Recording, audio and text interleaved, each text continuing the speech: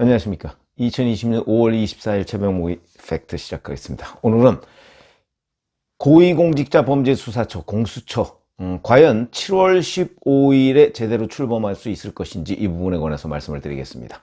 왜 그러냐면 이번 총선을 거치면서 몇 가지 변수가 생겨서 제가 중대 변수 등장 이런 얘기를 해드린 적이 있는데, 그 가장 큰 이유는 공수처장 추천의원 그거의 변경입니다.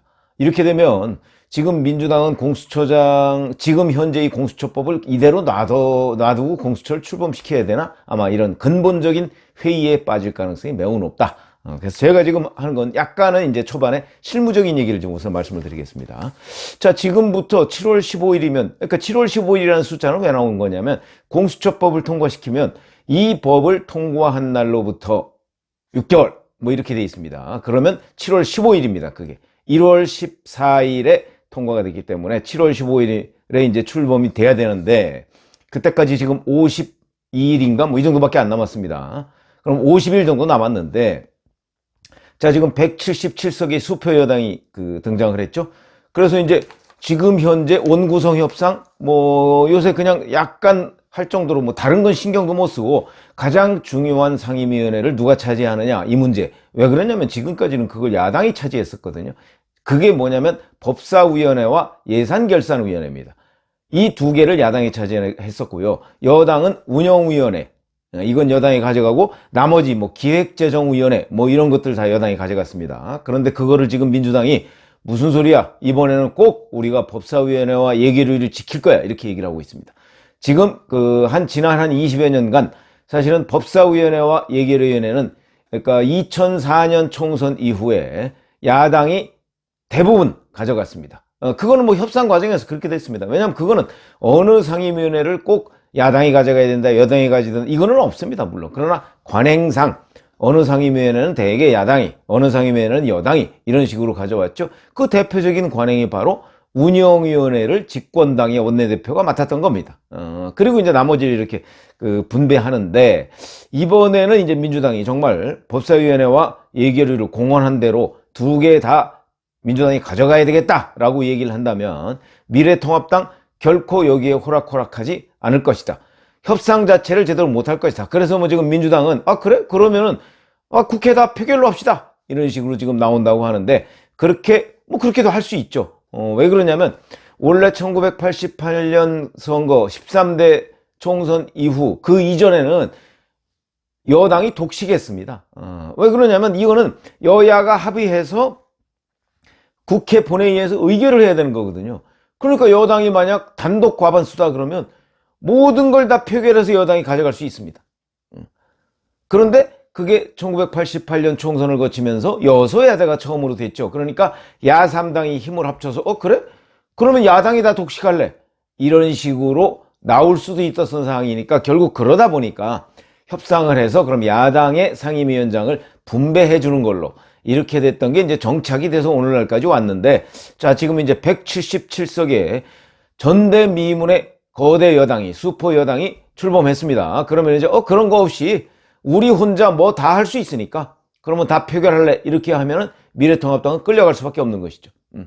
그러면 이제 미래통합당이 그걸 막으려면 결국 몸으로 막고 또 이러는 수밖에 없을 겁니다. 몸으로 막는 것 지금 쉽지 않습니다, 선진화법 때문에. 자, 그렇다면 과연 이제 민주당은 이걸 표결 처리로 독식할 수 있는 가능성이 있고, 그건 합법적으로 있는 것이고, 야당은 그동안의 관행이 이렇지 않으니까 관행대로 하자고 주장할 근거가 있고, 이 부분에 관해서 과연 우리 국민들은 누구 손을 들어줄 것이냐, 이런 것들이 굉장히 중요하죠.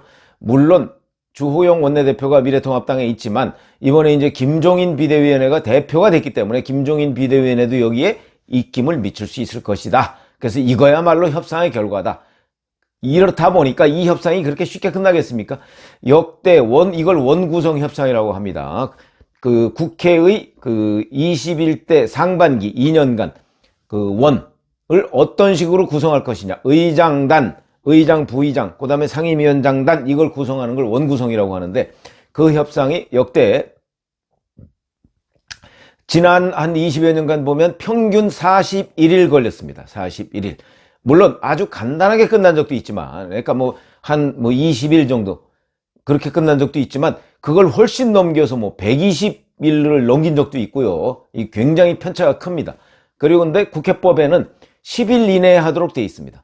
그러면 5월 30일 시작을 하기 때문에 5월 8일까지, 5월 30일이죠. 6월 8일까지 해야 됩니다. 6월 8일까지. 그러니까 6월 8일까지는 기본적으로 이 원구성 협상 하는데 전념해야 되기 때문에 다른 건 뭐 거의 신경 쓸 겨를도 없습니다. 뭐 예를 들어서 제가 오전 중에 말씀드린 윤리위원회를 뭐 상설로 하느냐 아니면 윤리위원회를 비상설 특위로 또 만드느냐 뭐 이런 거 여부도 지금 신경 쓸 겨를이 없다는 거 아닙니까? 그럴 정도로 원구성 협상 자체에 그 매진을 해야 되는 상황이니까 그때까지는 뭐 공수처 얘기는 꺼내지도 못할 거고요.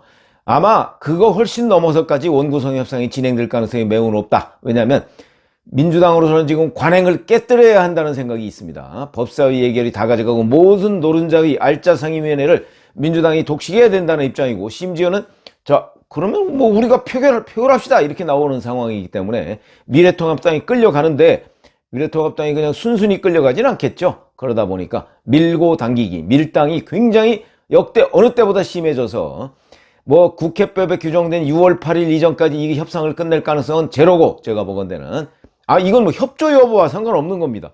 협조는 하죠. 그러나 국회를 운영을 일방적으로 하겠다는 건 협조가 아니라 항복입니다.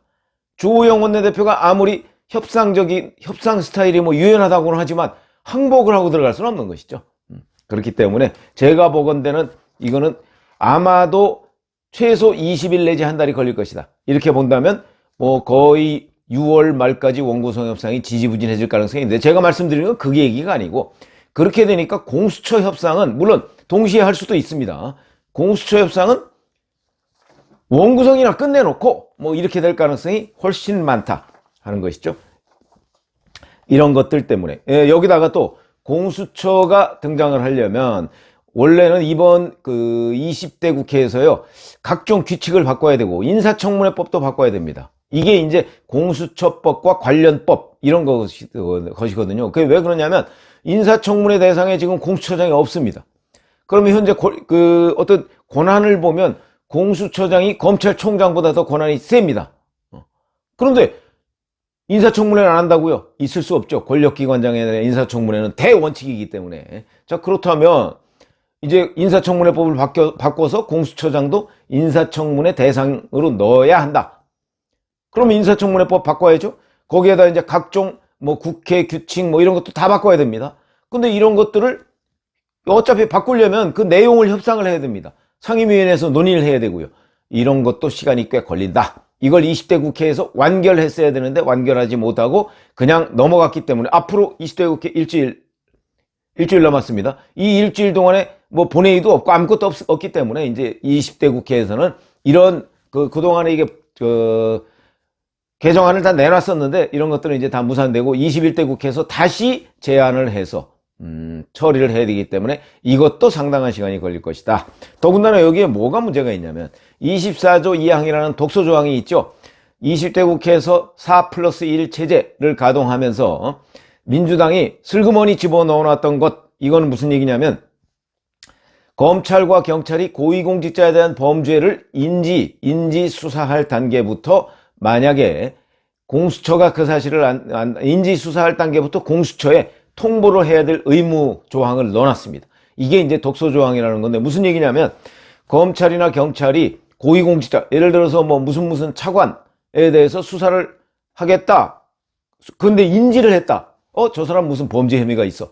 인지를 하면 자기들이 그 인지했다는 것을 공수처에 통보를 해야 됩니다. 그럼 공수처장이 딱 봤을 때 이거 우리가 해야 되겠는데 그럼 야 그거 가져와. 그러면 손 떼고 공수처로 보내야 됩니다. 이게 독소조항이라는 거죠. 이게 결국 무슨 얘기냐면 검경의 상위에 공수처가 존재한다. 결국 이런 거를 합법화하는 의미입니다. 자 그렇다니까 이렇게 중요한 사람 이렇게 중요한 공수처장인데 그래서 이게 독소조항이라고 얘기를 하고 있는 것이죠. 이 부분에 대해서 야당은 수정 요구를 하고 있습니다. 이것도 그렇게 간단한 문제가 아닙니다. 뭐 수정을 안 받아들여도 그 다음에 이제 진짜 중요한 문제가 있습니다. 공수처장 추천위원회 구성. 공수처를 저는 왜 여당이 그렇게 밀어붙였느냐, 무리를 해가면서까지. 그거는 공수처장을 임명하는데 지금 문재인 대통령의 입김이 절대적으로 영향을 미칠 수밖에 없는 구조를 만들려고 했던 것이다. 그게 20대 국회에 따르면 가능했다. 20대 국회의 의석 분포에 따르면. 그런데 21대 국회에서는 민주당이 압승을 했음에도 불구하고 원내 교섭단체는 2개밖에 안 됩니다. 그러니까 공수처장 추천위원회는 7명으로 구성이 되어 있는데 여기에 기본적으로 대통령이 임명하는 사람이 추천한 사람, 그러니까 법무부 장관, 법원행정처장, 요 2사람이 들어가 있습니다.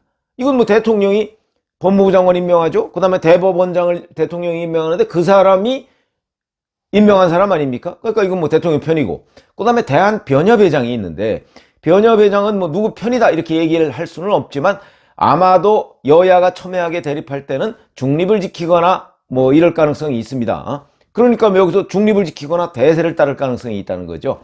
그러니까 거기는 예외로 쳐도 교섭단체에서 대통령이 속한 또는 한때 속했던 교섭단체에서 2명, 그러니까 민주당에서 2명 추천하고요. 그 다음에 거기 속하지 않은 이 교섭단체가 아닌 교섭단체에서 2명 이렇게 돼 있습니다. 그러니까 20대 국회 같은 경우는 민생당에서도 1명을 하고 미래통합당에서 1명 이렇게 할 수 있는데 21대 국회는 교섭단체가 2개밖에 없으니까 민주당에서 2, 미래통합당에서 2 이렇게 돼 있습니다. 그런데 공수처장 추천 멤버는요, 이 7명 중에 6명 이상이 동의를 해야 됩니다. 그러니까 만약에 미래통합당에서 추천한 2명이 반대하면 공수처장은 추천할 수가 없습니다. 공수처장 후보는 2명을 추천해서 그 중에 1명을 대통령이 고르게 돼 있습니다. 자, 이렇게 된다면 여당과 문재인 대통령이 이 사람은 뭐 살짝 보니까 우리 편이야. 그래서 이 사람을 공수처장으로 임명해 놓으면 앞으로 퇴임 후에도 우리는 안전할 거야 라고 점치고 뒀던 사람, 만약 그 사람을 미래통합당이 전혀 모른다면 그러면 뭐 동의할 수 있을지 모르겠으나 뭐 모르게 하겠습니까? 그렇게 되면 동의 절대 안 하죠. 절대. 그렇게 되면 어떻게 되겠는가? 결국 비토권을 가지고 있는 것이다. 미래통합당이.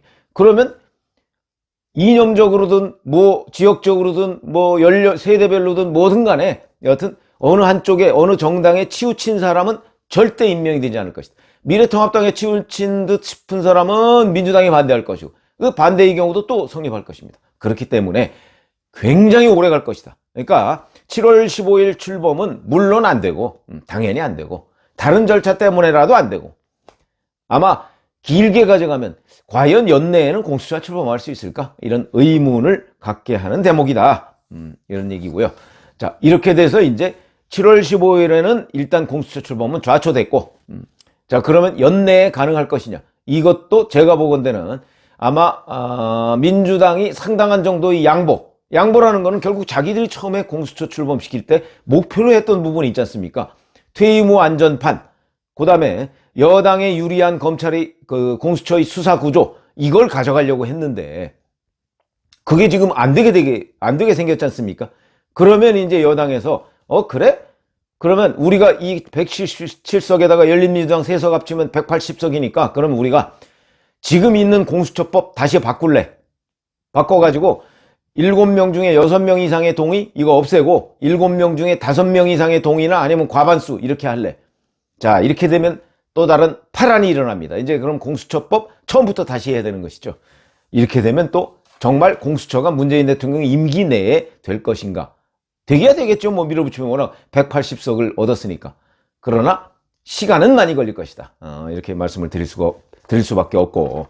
그 다음에 그러면 아니 이미 공수처 설립 준비단이라는 게 있습니다. 그러니까 거기서 웬만한 건 다 됐을 텐데 라고 생각할지 모르겠으나 공수처법을 보면 공수처장이 공수처에 있는 검사, 공수처에 있는 수사관 이런 사람들을 다 추천해서 임명하도록 되어 있습니다. 근데 공수처장이 결정이 안 되는데 어떻게 나머지 다른 것이 결정이 되겠습니까?